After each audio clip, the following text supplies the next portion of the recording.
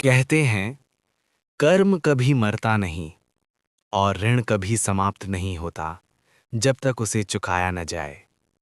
आज की ये कहानी केवल एक किसान की नहीं, ये कहानी है एक ऐसी आत्मा की जो साधु बनकर भी अहंकार से नहीं बच सकी और जिसे अपने पापों का ऋण एक बैल बनकर चुकाना पड़ा।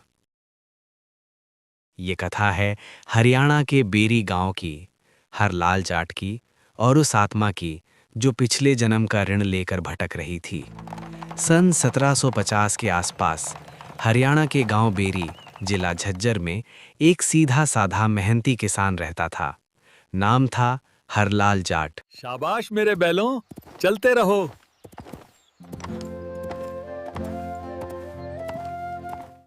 हरलाल केवल किसान नहीं था, वो धार्मिक, दयालु और संत सेवी था। उसका पूरा परिवार भक्ति और संस्कारों में विश्वास रखता था। एक दिन गांव की चौपाल पर एक भगवा वस्त्रधारी साधु आकर रुका।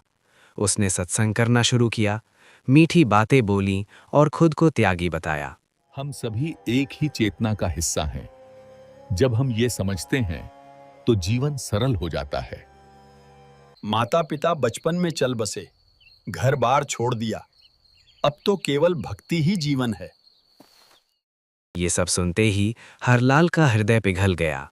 उसने साधु जी से कहा, आज आप हमारे घर चलिए, सेवा का अवसर मिलेगा और आपको भक्ति का पूरा समय।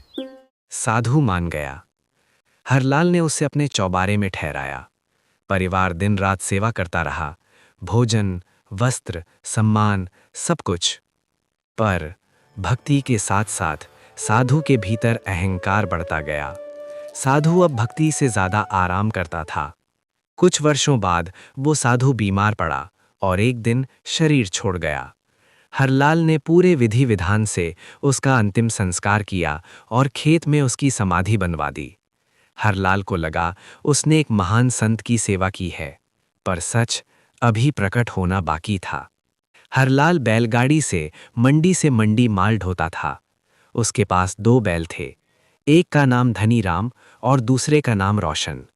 पर रोशन बैल बार बार रास्ते में बैठ जाता। आगे बढ़ो, मैंने कहा ना आगे बढ़ो, जल्दी चलो वरना मारूंगा। एक दिन सुबह 4 बजे गांव छुड़ानी के पास एक कुएं के पास संत गरीबदास जी स्नान कर रहे थे। अरे उठ जा, आधा मील चलता है और बैठ जाता है। हे हरलाल, मत मार, गऊ का जाया है। संत गरीबदास जी गोरे बैल के पास गए, उसके कान में कुछ कहा और चमत्कार, बैल खड़ा हो गया और फिर कभी बैठा ही नहीं। हरलाल ये देखकर चकित हुआ। उसको अब ये जानने की तीव्र इच्छा हो रही थी कि आखिर गरीबदास जी ने आखिर बैल के कान में क्या बोला जो ये रोशन कभी नहीं बैठता। अब वो उसी कुएं के पास गया जहां उसको गरीबदास जी मिले थे।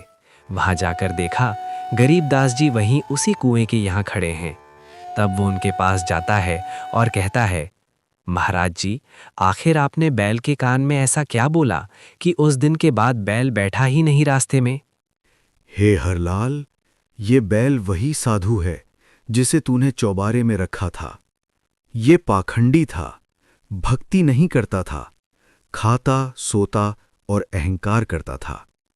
ये कभी कबीर साहिब का शिष्य था, पर सत्य मार्ग छोड़ बैठा, इसलिए अब इसे पिछले जन्म का ऋण चुकाना पड़ रहा है। हरलाल कांप उठा। वो संत गरीबदास जी के चरणों में गिर पड़ा। मुझे भी सच्ची भक्ति दीजिए। भगवान कबीर जी की भक्ति करो, घर रहो, कर्तव्य करो और मंत्र नाम सुमिरन करो। हरलाल ने उस बैल से कभी काम नहीं लिया। उसे अलग बांधा, सेवा की, चारा खिलाया। 5 वर्ष बाद वो बैल शांत भाव से मर गया। भक्ति दिखावे से नहीं होती।